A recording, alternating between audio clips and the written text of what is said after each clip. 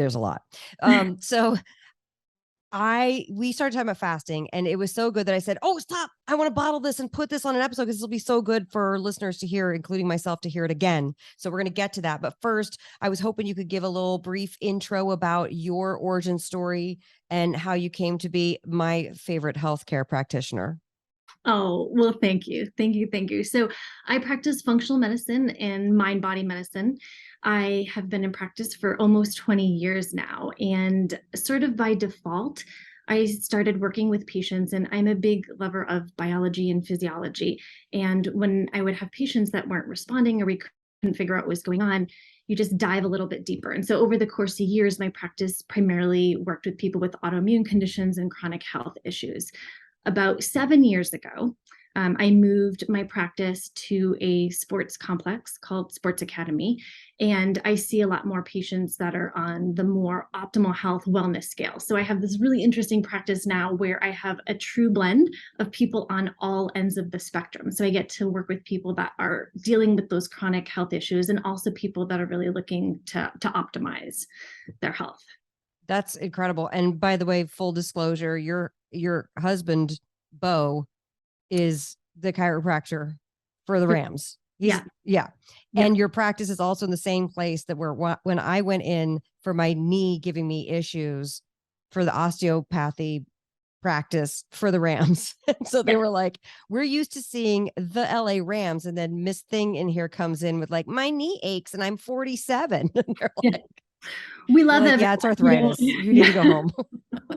Yes. And they weren't wrong. They weren't It's wrong. all ends of the spectrum, Yeah. all ends of the spectrum. Yeah. But interestingly, it's all the same. It's different extents, but there's a lot of commonalities between. Well, I like that you see all kinds of people too. So, you know, and I know that you've seen every end of the spectrum, and we talk about this stuff all the time when we're sitting in there. And it's so funny because you have this amazing bedside manner. I call you my angel. Because you look like an angel, you talk like an angel. And then I guess if an angel can tell you all about how free T3 is converted in the gut, you've got it on lock, but you really do nerd out on science. Like that's your thing. That is my thing. The Yeah. science of physiology is my thing. And so that really kind of brought us around to talking about blood sugar. Actually, Bo, my husband, was how we got started on our conversation about blood sugar and fasting, because of course you watch a show with your husband. It wasn't my choice of shows. It was some survival show in Alaska.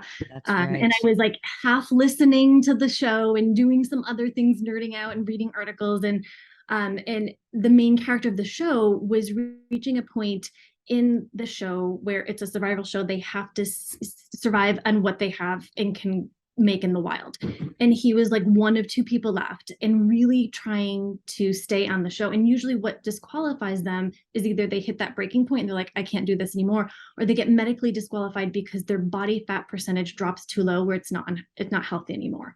And so he had started fasting, staying super hydrated and doing limited amounts of just bare necessity activity. And here's the part that caught me, was his goal was to slow down his metabolism as much as possible. Because when he would slow down his metabolism, he would not only conserve more body fat and not medically disqualify, but the remaining food he had left would last him longer because his metabolism would slow down. He would be able to get by on less calories. And so like the Ansel Keys study, basically, like if we keep giving them less calories, then the body reverts to wanting less calories because it's in survival mode.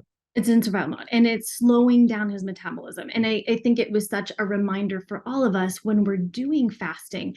At what point are you enhancing physiology? And at what point do you start to actually slow down metabolism so it's working against you?